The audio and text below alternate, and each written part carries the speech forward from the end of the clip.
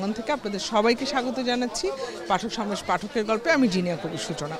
আর আজকের এই আয়োজনে আমরা জানাবো যে পুরো মাস জুড়ে আমরা পাঠক সমাবেশের যে গল্পগুলো আপনাদের তুলে ধরেছি সার্বিক সব কিছু মিলিয়ে কেমন ছিল এবং আমাদের সাথে কারা আছেন তাদের সাথে একটু পরিচয় করিয়ে দিতে চাই।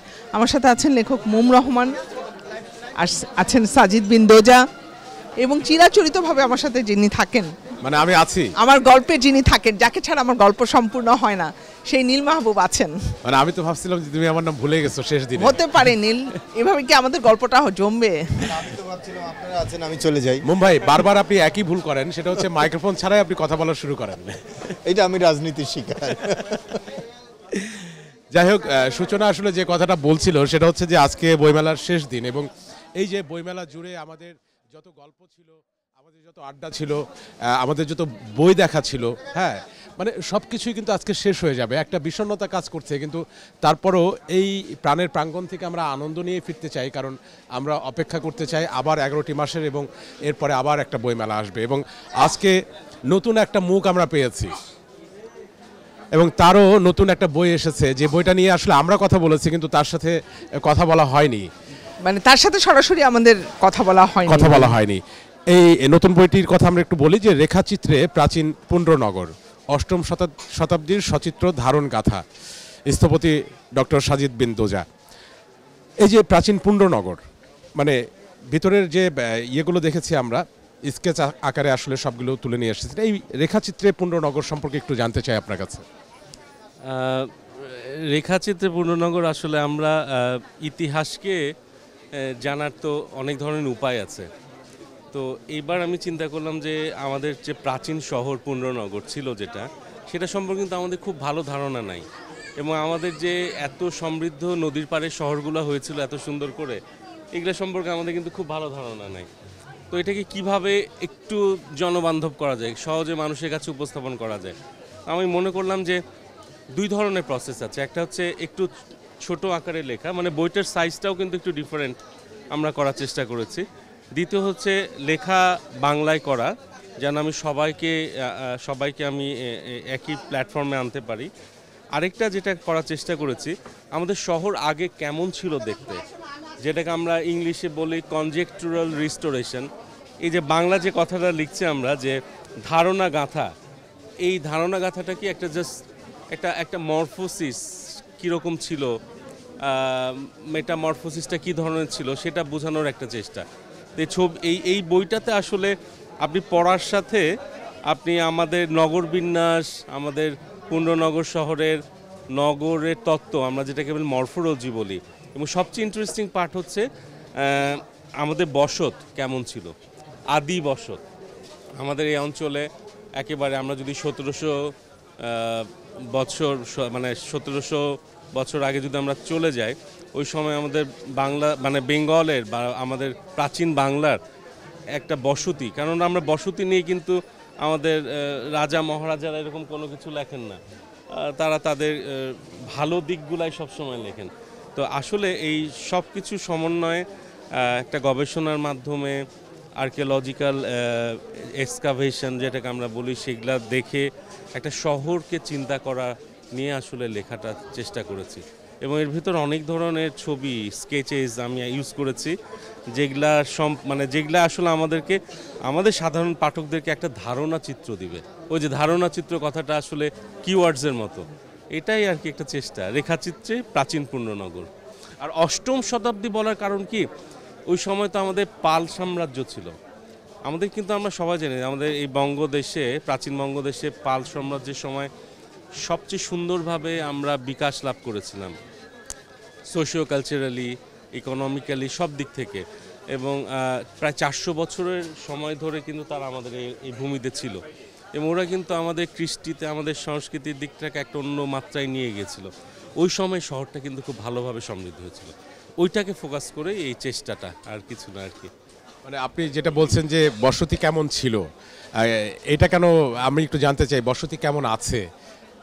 এক্স্যাক্টলি, বসতি খুব ভালো নাই।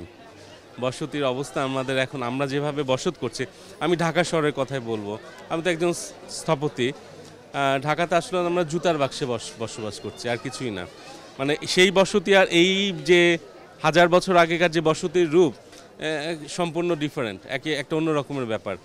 এই শহরে একতলা 2তলা বাসা ছিল, বাগান ছিল বাড়ির সামনে, বাসায় রং করা থাকতো, একটা ছোট বারান্দা থাকতো এরকম। কিন্তু আমরা কিন্তু এখন যেভাবে বসতির কথাটা বলি, আমরা যেভাবে ঢাকা শহরে থাকি, সেটা আসলে অনেক কঠিন একটা বিষয়। এবং আমরা আমাদের যে বসতির যে বেসিক নিডগুলা, যে মৌলিক তত্ত্বগুলা, এগুলো তো একটাও কাভার করতে পারি না। আমাদের তো মাত্র 30% আমরা তো পারি নাই ঢাকাতে আমাদের সবার জন্য বসতি দিতে। তো এটা একটা ব্যাপার। এবং ইনফর্মাল সেটেলমেন্ট বা আমাদের যে আমরা যেটাকে বলি যে আমাদের ফ্রিঞ্জে বা আমাদের ঢাকা শহরের আশপাশে যে বস্তি আছে, সেটা তো আসলে মানবেতর একটা অবস্থা। তো সেটা একটা বড় প্রশ্ন, এই জায়গাতে আমিও বিব্রত। তো আমরা যেমন বসতি ছিল সেরকম একটা বই পেয়েছি, নিশ্চয়ই আগামী বইমেলায় বসতি কেমন আছে, কেমন থাকা উচিত, কিংবা কেমন হবে নীল, আমি এই প্রশ্নটি করতে চেয়েছিলাম, যেহেতু সে একজন স্থপতি। যে যে মানে আমার একটা প্রশ্ন ছিল আপনার কাছে একজন স্থপতি হিসেবে, আমি জানতে চাই যে এই যে আপনি বললেন একটা জুতার বাক্সের মতো বা ঢাকাটা আসলে যেরকম হয়ে যাচ্ছে, এটা থেকে পরিত্রাণের উপায় কি আপনি যদি একটু সংক্ষেপে আমাদেরকে বলেন? যে মানে ঢাকায় তো আর হাঁসফাঁস হয়ে যাচ্ছে, মানে থাকা যাচ্ছে না। একজন স্থপতি হিসেবে আপনি কি মনে করেন? কঠিন প্রশ্ন, ব্যাপারটা অনেক কঠিন। এটা প্রথমত আমাদের মনোভাব চেঞ্জ করতে হবে, পরিবর্তন করতে হবে।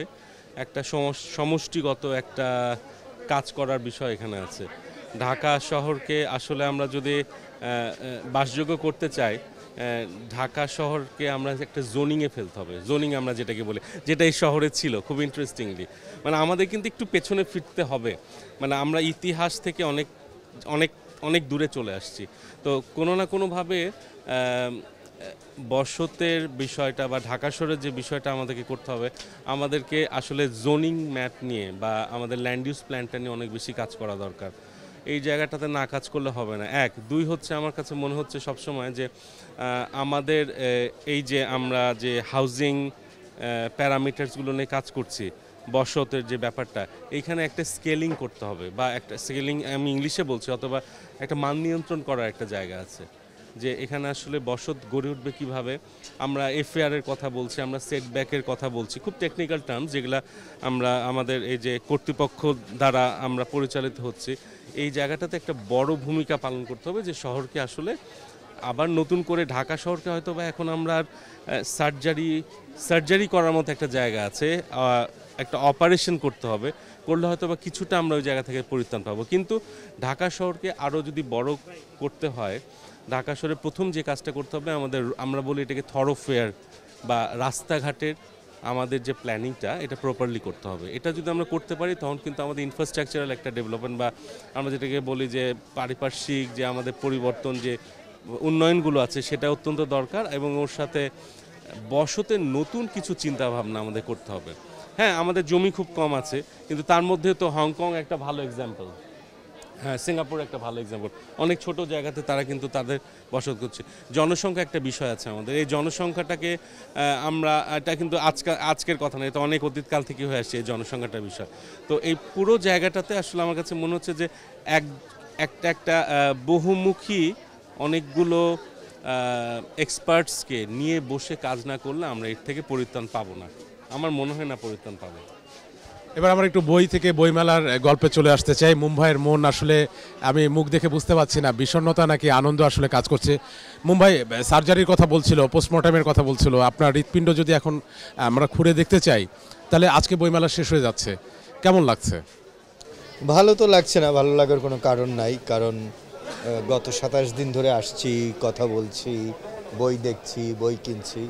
একমাত্র সান্ত্বনার কথা, যেটা ঢাকা শহরের ক্ষেত্রে খুব একটা সান্ত্বনার কথা শুনতে পেলাম না, তো একমাত্র সান্ত্বনার কথা যে অনেকগুলো বই নিয়ে বাসায় যাচ্ছি, বইগুলোর সঙ্গে থাকা হবে, কিছু স্মৃতি রোমন্থন হবে।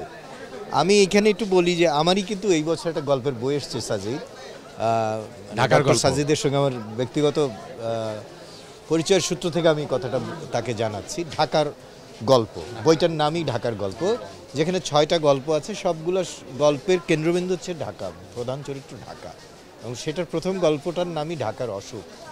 আপনি যেটা বলার চেষ্টা করেছেন যে ঢাকা, আমি দেখিয়েছি যে ঢাকার লাংসটা নষ্ট হয়ে গেছে, ফুসফুস নষ্ট হয়ে গেছে, ব্রিদিং, ঢাকার বাতাস, পানি সব পলিউটেড।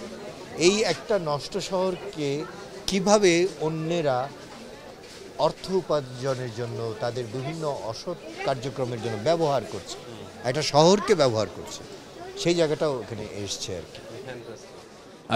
মানে দারুণ। হ্যাঁ, ঢাকার গল্প আমরাও পড়েছি এবং সেখানে প্রথম গল্পটা ছিল ঢাকার অসুখ। আমরা সেই অসুখ থেকে আসলে সুখের রাজ্যে একটু মানে পায়চারি করতে চাই। এই বইমেলায় তো আমরা নতুন বইয়ের কথা বলেছি, আমরা পুরনো বইয়ের কথা বলেছি, এবং সাজিদ বিন দোজা যেমন বলছিল যে আগের বসতি কেমন ছিল, এবং সেই আগের বসতি ধরেও যদি আমরা বলতে চাই পাঠক সমাবেশের কথা, তাহলে এই যে ধ্রুপদী যে সাহিত্যগুলো আছে, হ্যাঁ, তার একটা সিরিজ বের করেছে। অর্থাৎ এই যে মানে যে বসতি আগে ছিল, যে বইগুলো আগে ছিল, সেই বইগুলো আবার পাঠকের হাতে তুলে দিচ্ছে। তো একদম খুব সংক্ষেপে একটু আপনার কাছে জানতে চাইবো, এই যে ক্লাসিক সিরিজ, হ্যাঁ, পাঠকের ঘরে ঘরে পৌঁছে দিচ্ছে, এই বিষয়টা পাঠক সমাবেশের এই উদ্যোগটা এই বছর কেমন? এইটা তো খুবই ভালো উদ্যোগ। আমি বলবো শুধু পাঠক সমাবেশ তো নয়, অনেক প্রকাশকই তো ধ্রুপদী বা ক্লাসিক সিরিজের বই করছে, কিন্তু পাঠক সমাবেশের করাটা একটু ভিন্নতর এই অর্থে যে তারা বিষয়টাকে অনেক বেশি গুছিয়ে করার পরিকল্পনা নিয়েছে, অনেক বেশি কি বলবো, সুলভ মূল্যে, কম মূল্যে, কিন্তু খুব টেকসই বই। মানে চিরায়ত বইগুলো মানে কি, মানে এই বইটা তো আমি বারবার পড়বো, একটা পদ্মা নদীর মাঝি তো কেউ একবার পড়েনি, ওই বইটা কিন্তু 4বার 5বার পড়ে, মানুষ সংরক্ষণ করে বছরের পর বছর।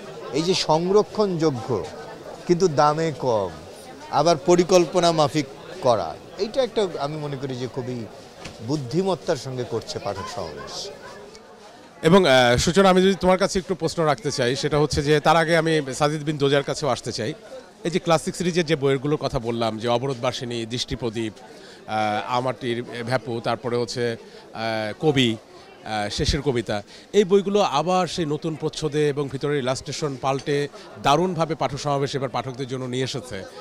তো আপনি যেমন পুরনো বসতির কথা বলছেন, তারা পুরনো গল্পগুলোকে, যেগুলো ধ্রুপদী, সেগুলো পাঠকের হাতে তুলে দিচ্ছে। আপনার কাছে কি মনে হচ্ছে এটা? আমরা কিন্তু সবাই একটা কাজই করছি আমার মনে হয়, আমরা সমাজ পুনর্গঠন করতে চাই। আমার কাছে এটা মনে হয় যে আমরা আসলে অনেক অস্থির, রেস্টোরেশন বা রিজুভিনেশন, এই জায়গাটা পুনর্জাগরণের একটা ব্যাপার হয়েছে আমাদের মনন, আমাদের মানসিকতা, এই জায়গাটাতে মনে হয় পাঠক সমাবেশ হাত দিয়েছে। এবং সেই জায়গাটা থেকে আমার কাছে মনে হয় যে ক্লাসিক যে ভলিউমগুলো তৈরি করা হচ্ছে, এটা নিয়ে অনেক আগে কথাবার্তা হচ্ছিল প্রকাশকের সাথে। তো আমার কাছে তখনই মনে হয়েছে যে এই যে আমাদের এই যে সমাজটা তো একটা বহমান ধারা, এবং সমাজের নিজস্ব কিছু কৃষ্টি থাকে, এবং ওই কৃষ্টিগুলা হয়তো বা হারিয়ে ফেলতেছে। এই হারিয়ে ফেলার জন্যই হয়তো বা এই জিনিসগুলোর পুনর্জাগরণ, নতুন মলাটে একই কথাগুলোকে আবার আমাদের নতুন মানুষের কাছে, নতুন প্রজন্মের কাছে যদি দেওয়ার চেষ্টা করি। ইতিহাস আসলে এমন একটা জিনিস, এবং এই যে ক্লাসিক্সগুলো নিয়ে আমরা কথা বলছি, এগুলা আসলে আমাদেরকে দিক নির্দেশনাই দিবে, আমাদেরকে পথ প্রদর্শন করবে। আমরা এটাই বিশ্বাস করি আমার মনে হয়, এবং সেই প্রয়াসটা মনে হয় পাঠক সমাবেশ নেওয়ার চেষ্টা করেছে। এটা খুব গুড সাইন। অবশ্যই সাজিদ বিন দোজা, এবং আমি মুম রহমানের কাছে একটা প্রশ্ন রাখবো, তবে তার আগে মানিক শিকদার নামে একজন দুটি মন্তব্য করেছে, আমি একটু পড়তে চাই। থ্যাঙ্কস ফর ব্রিঙ্গিং বইমেলা পাঠক সমাবেশ in our home every day in this program, Sweden. We are also feeling bad on the last day of Boimela 2025. We'll miss you all. সে প্রতিদিন সুইডেন থেকে আমাদের এই পাঠক সমাবেশ, পাঠকের গল্পটা দেখে, মানিক শিকদার এটা বলতে চাচ্ছে, এবং সে এটা মিস করেছে, মানে সে এবার আসতে পারেনি, এবং সেটা আরও একবার কিন্তু একই জিনিস সে লিখেছে যে সে এই বইমেলাটা পাঠক সমাবেশ, পাঠকের গল্পের মধ্যে দিয়ে সে প্রতিদিন কানেক্টেড ছিল, এবং আজকে শেষ হওয়ার মাধ্যমে সে বিষয়টিকে মিস করবে। খুবই দারুণ ব্যাপার নীল, পাঠকের এমন সরাসরি মন্তব্য। আমি জানি না মানে পাঠক সমাবেশে যারা আছেন বা মুম্বাই বা সাজিদ বিন দোজার কেমন অনুভূতি হচ্ছে, আমার খুব ভালো ফিল হয়, এবং উনি হয়তো পুরো মাস দেখে উনি আজকে মন্তব্যটি করলেন, এর আগে আমি ওনাকে দেখিনি। মানে বইমেলার পক্ষ থেকে, আমাদের পক্ষ থেকে, সবার পক্ষ থেকে তাকে ভালোবাসা। আমরা অনুপ্রেরণা পাচ্ছি এই কথাগুলোর মাধ্যমে, এটা আমাদের জন্য বিরাট পাওয়া, তো তাই না? অবশ্যই। মানে এটা একটা কথা বলে না যে যেখানেই বাঙালি সেখানেই বাংলা, সেখানেই বাংলাদেশ। তো একজন বাঙালি যখন পৃথিবীর যেখানেই যায়, মানে আগে একটু ভাত খোঁজে, তো একটু ভাতটা খাওয়ার পরেই তার মনে হয় একটা বাঙালি কোথায় আছে আশেপাশে, একটু বাংলা সংস্কৃতি কোথায় আছে, বাংলা কাপড় চোপড় কোথায় আছে। তো এই যে মানে আমরা এমন একটা জাতি, এমন একটা দেশের মানুষ যে আমরা এই শহর নিয়ে অনেক কিছু বলছিলাম, কিন্তু এত কিছুর পরেও আমরা এই প্রেমটাকে ধারণ করি এবং এই প্রেমের সঙ্গে আমাদের বইয়েরও একটা সংযোগ, কারণ বই তো আসলে নানান বিষয়, নানান বস্তুকে ঘরের মধ্যে, কোলের মধ্যে, হাতের মধ্যে নিয়ে আসে। সেক্ষেত্রে মুম্বাই এবারের বইমেলায়ও মানে পাঠক সমাবেশ তো বরাবরই আমরা বলি একটা কথা যে বই ছাপে না বিষয় ছাপে, তো সেই জায়গা থেকে এবারও কিন্তু পাঠক সমাবেশ বেশ কিছু বিষয়ভিত্তিক বই এনেছে, সেগুলো আপনি দেখেছেন? আমি দেখেছি। দেখিনি, অনেকগুলো পড়েছি। এই যে ডক্টর সাজিদের যে বইটা এবার এসছে, প্রাচীন পূর্ণনগর, আমার পড়া হয়েছে। তার আগের বছর এসেছিল হোমস্টেডস দ্য বারিন্দার ল্যান্ডস্কেপ, তা আমিও সেটা জানি না ওইটা উনি কেন ইংরেজিতে লিখলেন, এইটা বাংলায়। কিন্তু আমি এইটা বুঝতে পারছি যে একটা সুপরিকল্পনা আছে, এইরকম একাধিক বই বাংলা এবং ইংরেজিতে দেশের এবং বিদেশের পাঠকদের জন্য হয়তো তিনি করবেন। এইখানেই দেখুন আরেকটা বই আছে, রিয়েল এস্টেট ডেভেলপমেন্ট, যেটা যে আজকের ঢাকার নির্মাণের ক্ষেত্রে একটা বিষয়। তো খেয়াল করে দেখুন, আপনারা তো মেলায় অনেক জায়গায় ঘুরেছেন, আমরাও ঘুরি, স্থাপত্যকলা নিয়ে কিন্তু বই খুব কম। সারা বইমেলাও যদি খুঁজি হয়তো একটা দুটো পাওয়া যেতে পারে। সেইখানে এই রকম আকারের, এই রকম মানের, এই রকম আমি কি বলবো যে উচ্চ উচ্চ মান সম্পন্ন বই, কন্টেন্ট এবং মেকিং, এইটা খুব কম। আরেকদিকে খেয়াল করুন যে একটা বই আমার খুব দৃষ্টি আকর্ষণ করছে, আমি যখন ছোট ছিলাম তখন পচাব্দি গাজীর কথা প্রথম পড়ি, সম্ভবত সেবা প্রকাশনীর কোনো বইয়ের সূত্র ধরে, নিশ্চয়ই ডক্টর সাজিদও সেটা পড়েছে। সেই পচাব্দি গাজীকে এবং তার সুন্দরবনের শিকার কাহিনী নিয়ে এমন সুন্দর একটা আকারে, এমন কিউট একটা বই এবং লোমহর্ষক একটা বই কিন্তু, হ্যাঁ একদম একদম। মাইক্রোফোন ছিল না, হ্যাঁ, মানে মনে হচ্ছিল যে বাঘের চোখটা ধরা যাচ্ছে। তারপর দেখুন এই যে এরকম একটা সিরিজ এসছে ডক্টর আমিনুল ইসলামের, ভুইয়ার আইনস্টাইন, প্লেটো, আলাপচারিতা, এবং এই সিরিজটা আরও আসবে। এবং আমি কালকেই বোধহয় কথা বলছিলাম নীলের সঙ্গে স্মৃতির সময় নিয়ে, হাসান হাফিজের, কবি, সাংবাদিক, এই যে মেমোয়ার, স্মৃতিগদ্য, সেটাও কিন্তু আমাদের বাংলা ভাষায় খুব একটা বেশি লেখা হয় না। উনি অনেক বড় বড় ব্যক্তিদের সঙ্গে উঠা বসা করেছেন, তাদের নিয়ে স্মৃতিগদ্য করা। তারপর নুরুল কবিরের একটা বই এসছে বাংলাদেশের রাজনীতি, গণতন্ত্র বিষয়ে। আমি মনে করি এটা একটা মাইলস্টোন বই হয়ে থাকবে। বইটার নামটা আমার একটু নীল যদি সাহায্য করে, এই যে আমি নৈর্বাচনিক স্বৈরতন্ত্র ও গণতন্ত্রের সংগ্রাম, নামটা হয়তো পড়তে আমার একটু কষ্ট হলো, কিন্তু বইয়ের বিষয় এত সুন্দর করে আমাদের রাজনীতির নানান দিকগুলোকে তুলে ধরেছেন, গণতন্ত্র এবং রাজনীতির অবক্ষয়, রাজনীতির সংকট এবং সম্ভাবনাকে অনেক সুন্দর করে তুলে ধরেছেন। ওইখানে দেখুন একটা বই, মুক্তি সংগ্রাম, বিপ্লববাদ ও অন্যান্য। এইভাবে আসলে যদি খেয়াল করি না, মানে এত বিষয়ের সমাহার একটা প্ল্যাটফর্মের ভিতরে, মানে এক হিসাবে তো পাঠক সমাবেশ একটি প্রকাশনা সংস্থা এবং একই সঙ্গে একটি কি বলবো, বইয়ের ঠেক বলি, বইয়ের জাদুঘর বলি, বইয়ের ভান্ডার বলি, কিন্তু একটি প্রতিষ্ঠান এত রকম বিষয়বস্তু, এত কিছু নিয়ে কাজ করে, এইটা আমাকে মুগ্ধ করে। যেমন এই যে বইটার কথা, এটা না আমি জানতামই না। এই যে ভাই গিরিশচন্দ্র সেন, যিনি প্রথম বাংলা কোরআন শরীফ অনুবাদ করেছিলেন, তার তত্ত্বকুসুম, এই বইটার কথা আমি জানতামই না। এবং মজার বিষয় হচ্ছে যে এই বইটা ছোট্ট একটা বই আকারে, কিন্তু মূল বইটা যেভাবে ছাপা হয়েছিল সেই টাইপে, সেই ফন্টে বইটা ছাপা হয়েছে। এবং এটা খুবই দুর্লভ একটা বই, মানে আপনি চাইলেও পুরো মেলায় খুঁজে এই বইটা পাবেন না। একেবারেই মুম্বাই আমরা বেশ কিছু বইয়ের কথা জানলাম, এবং আপনি যেমনটি বলছিলেন যে একই প্ল্যাটফর্মের নিচে এত বৈচিত্র্য এবং এত বৈচিত্র্যের বই, এত বিষয়ের বই। এবং আমরা একটু যেতে চাই বইয়ের থেকে পাঠকদের গল্পে। আজ তো একদম শেষ দিন, এবং নীল, তুমি নিশ্চয়ই আমাদের সাথে পাঠকদের গল্প করিয়ে দিবে। একদম শেষ দিন, আমরা আর বলতে পারবো না যে বইমেলা আরও একদিন বাকি আছে এবং এই শেষ দিনে পাঠক সমাবেশ প্যাভিলিয়নটাও আসলে এক নজর আমরা যারা এই মুহূর্তে আমাদের সাথে যুক্ত আছে তাদেরকে দেখাতে চাই। এবং এই শেষ দিনে পাঠক সমাবেশ প্যাভিলিয়নে কিন্তু পাঠকের উপচে পড়া ভিড় আছে, এটা আমরা আসলে বলতেই পারি।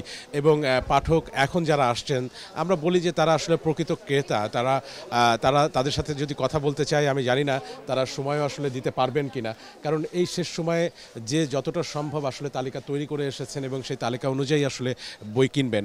একটু আপনার সাথে কথা বলি। এই যে আহমেদ মুস্তফা কামালের বই জলের অক্ষরে লেখা দেখছিলেন, প্রিয় লেখক? জি না, আমি আসলে দেখছিলাম, আমি মেইনলি এখান থেকে কাফকার বই পাঠক সমাবেশ থেকে এটাকে যতবার নিয়েছি কাফকার বই নিয়েছি, তারপর অনুবাদ গ্রন্থগুলাই বেশি নেওয়া হয়েছে আমার এখান থেকে। আমি বাংলা বই কখনো নেইনি, বাংলাদেশের রাইটার, এই জন্যই দেখছিলাম আর কি কেমন। আচ্ছা, যে অনুবাদের বইগুলো নিয়েছেন পাঠক সমাবেশ থেকে, পড়ার পর কি মনে হয়েছে? একজন পাঠক হিসেবে আপনার মতামতটা একটু জানতে চাই। কাফকার বই তো এটা নিয়ে তো আসলে কিছু বলার নাই, আর হচ্ছে পাঠক সমাবেশের অনুবাদটা ভালো, আমার তাদের অনুবাদটা ভালো লাগে জন্য আমি তাদের কাছ থেকেই আর কি এই বইগুলো কিনে থাকি, অনুবাদ বইগুলো পাঠক সমাবেশের কাছ থেকে। আচ্ছা, বইমেলা শেষ হয়ে যাচ্ছে, মনটা কি খারাপ লাগছে? জি জি অবশ্যই, তা তো অবশ্যই মন খারাপ লাগছে। মনে হচ্ছে আরো যদি কিছুদিন সময় পেতাম তাহলে হয়তো ভালো হতো, আরো ঘুরতাম, বইমেলাতে আরো ভালো লাগতো, এটাই। এবং আহমেদ মোস্তফা কামালও আসলে ছোট গল্পের জাদুকর আমরা তাকে বলি, দারুণ লেখে। হ্যাঁ, এবং এই যে লেখা আছে জলের অক্ষরে, তার লেখাগুলো আসলে এতটাই সহজ। ধন্যবাদ। আচ্ছা, আপনাকেও ধন্যবাদ। এবং আমরা পাঠক সমাবেশ প্যাভিলিয়নের আরও অনেকেই আছে, আমরা আরও একজনের সাথে একটু কথা বলতে চাই। তার হাতেও আসলে একটা বই দেখতে পাচ্ছি আমরা, একটু আপনার সাথে কথা বলি আমরা। সেটা হচ্ছে যে বইমেলা তো আজকে শেষ হয়ে যাচ্ছে, কেমন লাগছে? কেমন লাগছে মানে মন খারাপ লাগছে কি? তা তো লাগছেই, আরও এক বছর অপেক্ষা করতে হবে, সেই আবার সামনের বছর ফেব্রুয়ারি মাস আসবে, তারপর বইমেলায় আসবো, একটু খারাপ লাগছে। আচ্ছা, এই মুহূর্তে এই যে পাঠক সমাবেশ প্যাভিলিয়নে বই দেখতে দেখতে বিশ্রামও নেওয়া যায়, বসে চাও খাওয়া যায়, হ্যাঁ, মানে সব কিছু মিলিয়ে পাঠক সমাবেশ প্যাভিলিয়নটা আসলে কেমন লাগে, কিংবা তাদের বইগুলো কেমন লাগে? আচ্ছা, এক্ষেত্রে বলা চলে যে পাঠক সমাবেশে নিজের ঘরে বসে বই পড়ার মতো একটা অনুভূতি আসে, যেটা মনে হয় যে নিজের ঘরেই আড্ডা দিতে দিতে হচ্ছে বই পড়ছি, বই নিয়ে আলাপ করছি, লেখকদের সাথে আলাপ হচ্ছে, সবার সাথে একটা বন্ধুত্বপূর্ণ একটা মানে পরিবেশ সৃষ্টি হয়। এই জন্য পাঠক সমাবেশ সব সময় আপন, দৌড়ে এখানে এসে বসি আগে। ধন্যবাদ। এবং এই যে মানে কোনো পাঠককে আমরা আসলে দেখছি বই দেখছে, কোনো পাঠক আসলে বই দেখতে দেখতে বিশ্রাম নিচ্ছে, মানে সব কিছু মিলিয়ে না এই পাঠক সমাবেশ প্যাভিলিয়নটা আসলে অন্যরকম। এবং এই যে আমরা বলি যে বইমেলা শেষ হয়ে যাবে, শেষ হয়ে গেলে এই যে আবেগ বা এই যে অনুভূতির যে খেরোখাতা, সেই খেরোখাতা হয়তো হারিয়ে যাবে, কিন্তু না, পাঠক সমাবেশের আরও 3টি সেন্টার আছে, যে সেন্টারগুলোতে গেলেও কিন্তু ঠিক একই রকম আবেগ এবং অনুভূতি মানে মিশেলটা আসলে পাওয়া যাবে। কারণ সেখানেও কিন্তু পাঠকের সাথে দেখা হবে, সেখানেও লেখকের সাথে দেখা হবে, এবং সেখানেও কিন্তু বসে বই পড়া যাবে। এবং সেখানেও এত বড় সেন্টারগুলো যে সেখানে মানে অলিগলিতে হেঁটে বই দেখাও যাবে। আরও একজন লেখক আছেন আমরা দেখতে পাচ্ছি, যে কারণ পাঠক সমাবেশ প্যাভিলিয়নটা এরকম যেখানে আসলে অনেকের সাথে আসলে দেখা হয়, এবং তিনিও বসে আছেন। বইমেলা তো শেষ হয়ে যাচ্ছে, মন কি খারাপ লাগছে? একটু তো খারাপ লাগছে, কারণ এই একটা মাসই লেখকদের মর্যাদা থাকে বাংলাদেশে, এরপরে লেখকের মর্যাদা নাই, মানে সেলিব্রিটি একটা ফিল হয়, কারণ লেখকদের তো সাধারণত তারকা মনে করে, সেটা আমাদের কাছে মনে হয় যে এক মাসের জন্য হয়তো বা, কারণ আমাদের সমাজে এখন সংস্কৃতিটাই হয়েছে 12 মাস না বই পড়া। এই জায়গা থেকে আসলে ভেঙে বেরিয়ে আসতে হবে, বইমেলা বাদেও বই কিনতে হবে, বইমেলা বাদেও বই পড়তে হবে।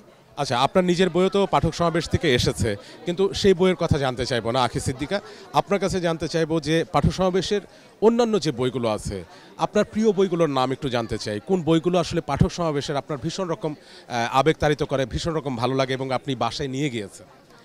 আমি এর মধ্যেই নিয়েছি যে গতকালকে যে বইটা কিনেছি সেটা এবছরের বই প্রকাশ হওয়া, সেটা পঞ্চকাজী যে বইটা বাঘের উপরে, যেটা যেহেতু আমি সুন্দরবন নিয়ে কাজ করি।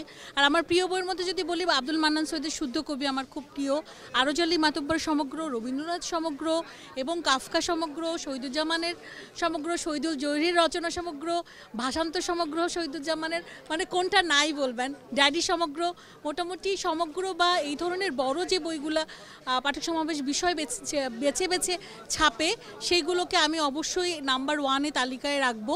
এবং পাঠক সমাবেশের আরও কিছু বইয়ের কথা আমি বলতে পারি, সেটা হচ্ছে এখন নতুন করছে, সেটা এই যে আমাদের যে ক্লাসিক বইগুলো আমরা হারাতে বসেছিল সেই বইগুলো কিন্তু পাঠক সমাবেশ চমৎকার করে ছাপছে নতুন আঙ্গিকে। যেমন আমরা দেখি যে ফিকশন গানের প্রতি আকৃষ্ট হয়ে নতুনরা পুরনো গান শোনে, সেভাবে একটা নতুন মোড়কে পুরনো সেই বইগুলো সেগুলো অন্য একটা আবেদন দিচ্ছে পাঠককে। এটা আমি অবশ্যই পাঠক সমাবেশকে কৃতজ্ঞতা জানাবো। এবং আপনি যেখানে বসে আছেন তার পিছনেই কিন্তু আমরা দেখতে পাচ্ছি সেই ক্লাসিক, হ্যাঁ, এবং গীতাঞ্জলি, হ্যাঁ, দারুণ।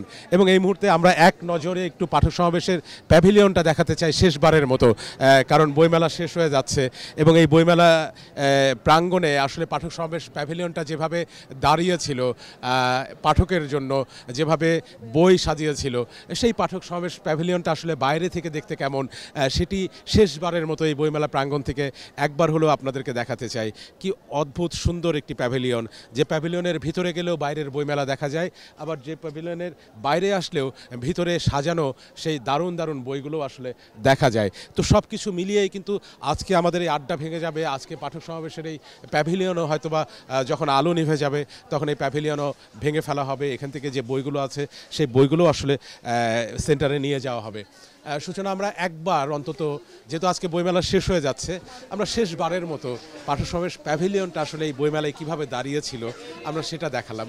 এবং আমরা বললাম যে এত সুন্দর একটা প্যাভিলিয়ন, যে প্যাভিলিয়নের ভিতরে ঢুকলে বাইরে বইমেলা দেখা যায়, আবার যে প্যাভিলিয়নের বাইরে গেলে ভিতরে সাজানো পাঠক সমাবেশের বই দেখা যায়। দারুণ, এরকম খুবই দারুণ ব্যাপার। নীল একটু ছোট করে, আমি জানি আমাদের সময় একেবারেই শেষ, কিছু একদম নতুন এবং পুরনো মিলে কিছু ভালো অনুবাদের বই আছে নীল আনিসুজ্জামানের। উনি তো তুমি জানো নিশ্চয়ই, উনি যুক্তরাষ্ট্রে থাকেন স্থায়ীভাবে, তিনি আসতে পারেননি এবার। তার কিছু অনুবাদের বই নিয়ে মুম্বাই অল্প করে একটু বলতে চাই নীল। খুবই সংক্ষেপে জানবো। খুবই সংক্ষেপে না, যুক্তরাষ্ট্রে থাকা বিষয় না, বিষয়টা হচ্ছে যে আমারও সেটাই, স্প্যানিশ ভাষা থেকে তিনি অনুবাদ করেন। না, আমি সে আসতে পারিনি, আমি এটা বলতে চাইছি। মাইক্রোফোন সরিয়ে নেয়, ঠিক না, সেটা হলো সিংহের মুখ থেকে মাইক্রোফোন সরিয়ে নেওয়ার দুঃসাহসকে দেখাতে পারে। সেটা হলো যে আমরা এর আগে একদিন মনে আছে যে রুমির কবিতা নিয়ে বলেছিলাম মূল ফার্সি থেকে অনুবাদ। এইটা কিন্তু পাঠক সমাবেশের আরেকটা বৈশিষ্ট্য, যে তারা মূল ভাষা থেকে, মানে অন্য ভাষা থেকে ইংরেজি হয়েছে, ইংরেজি থেকে সেইটার চেয়ে মূল ভাষা থেকে অনেক অনুবাদ করেন। সেই ক্ষেত্রে আনিসুজ্জামান এই মূল স্প্যানিশ থেকে যেই বইগুলো অনুবাদ করেন, এবং এইগুলো ধরেন এই নোবেলজয়ী মারিও বার্গাস ইয়োসা আছেন, হুয়ান রুলফো যাকে লেখকদের লেখক বলা হয়, তার পেদ্রো পারোমা, যেটা মার্কেস বোর্হেস এর মতো লেখকরা এইটার প্রশংসা করেছেন। মার্কেস অনেক প্রভাবিত হয়েছেন এবং বলা হয় যে ল্যাটিন আমেরিকার সাহিত্যের অন্যতম বৈশিষ্ট্য ম্যাজিক রিয়ালিজম, তার সূতিকাগার এখান থেকে হয়েছে। তারপর আমার জানা মতে বিওর কাসারের অন্য কোনো অনুবাদ আমার চোখে বোধহয় পড়েনি মূল স্প্যানিশ থেকে বাংলাদেশে। তো ওই জায়গা থেকে যদি বলি যে ল্যাটিন কথা সাহিত্যের অনেকগুলো মৌলিক জিনিস আমরা সরাসরি স্প্যানিশ ভাষা থেকে পাঠক সমাবেশ আসলে পেয়ে যাই। আচ্ছা, আমরা আয়োজন শেষ করব, তবে আয়োজন শেষ করবার আগে এবার প্রকাশকদেরও অনেক অভিযোগ ছিল, আবার পাঠকদেরও আসলে অনেক অভিযোগ ছিল বইমেলা কেন্দ্রিক। তো সামনের বছরে যে বইমেলাটা আসবে সেই বইমেলা নিয়ে কী ধরনের প্রত্যাশা? প্রত্যাশা হচ্ছে আরও গণমুখী হবে, আমরা আরও বেশি করে আসব বইমেলায়। এবার আমার কাছে মনে হচ্ছিল যে বইমেলার শুরুর দিকে 15 দিন পর্যন্ত বইমেলাতে পার্টিসিপেশনটা একটু কমই ছিল, যেটা মনে হচ্ছে। বাট যেটা পরের দিকে কিন্তু শেষে 7 দিন মনে হচ্ছিল যে পার্টিসিপেশন বেড়েছে। সব ধরনেরই ভিজিটার্স আসে বইমেলাতে। তো আমার সবচেয়ে বড় যে, মানে আমার কাছে যে জায়গাটা, মানে এই ফিজিক্যাল স্টেট নিয়ে যে কথাটা, যে মেলার পরিসরটাকে আমার কাছে মনে হচ্ছে আরেকটু সমৃদ্ধ করা দরকার। মেলা যেহেতু একটা পাবলিক স্পেস, এই জায়গাটাতে কিন্তু সব বয়সের মানুষ এখানে আসবেন। এবং আমার কাছে মনে হয়েছে যে আমরা কিন্তু ইউনিভার্সাল অ্যাক্সেস বলে একটা কথা বলি, যে আমরা যিনি হুইল চেয়ারে আসবেন, যিনি একটা লাঠি নিয়ে আসবেন, অনেকভাবে প্রতিবন্ধী আমরা হয়ে থাকি। তো ওই জায়গাটার জন্য কিন্তু ওই ইস্যুটাকে নিয়ে আমাদের কাজ করা দরকার। পাবলিক এরিয়া এরকম তৈরি করতে হবে। আমাদের মনে হয় যে আরেকটু ডিসকোর্স করার জন্য লেখক এবং যারা পাঠক আছে তাদের আরও বেশি এনগেজ করার কিছু জায়গা আমাদের আলাদা করে করতে হবে, রাদার মেকিং লটস অফ, যে অনেক ধরনের রাস্তা তৈরি করছে কিন্তু এই রাস্তাগুলো কিন্তু সাংঘর্ষিক হচ্ছে নানান কারণে। এটা আমি কিন্তু একদম ফিজিক্যাল স্টেট নিয়ে কথা বলছি। আমার কাছে বারবারই মনে হচ্ছে যে আরও পাবলিক স্পেসেস মেলার মধ্যে মনে হয় তৈরি করতে পারলে মেলাটাকে আরও আমরা সুন্দরভাবে আমরা নিয়ে যেতে পারবো সামনের দিকে। আশা করি কর্তৃপক্ষ এই বিষয়গুলো নিয়ে চিন্তা করবেন। মুমিনুর রহমান, আপনার কাছে একই প্রশ্ন, আগামী বইমেলায় প্রত্যাশা? আরও নতুন নতুন বই দেখতে চাই, আরও সাজানো গোছানো দেখতে চাই বইমেলাকে, এবং আমি আরও বেশি করে লিখতে চাই।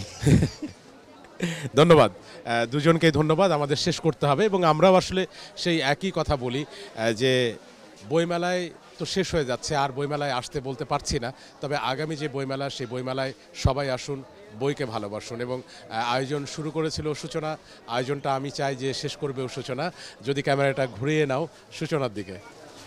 আমার প্রত্যাশা থাকবে আগামী বইমেলায় শুরুটা এবং শেষটা যেন নীলের মধ্য দিয়ে হয়।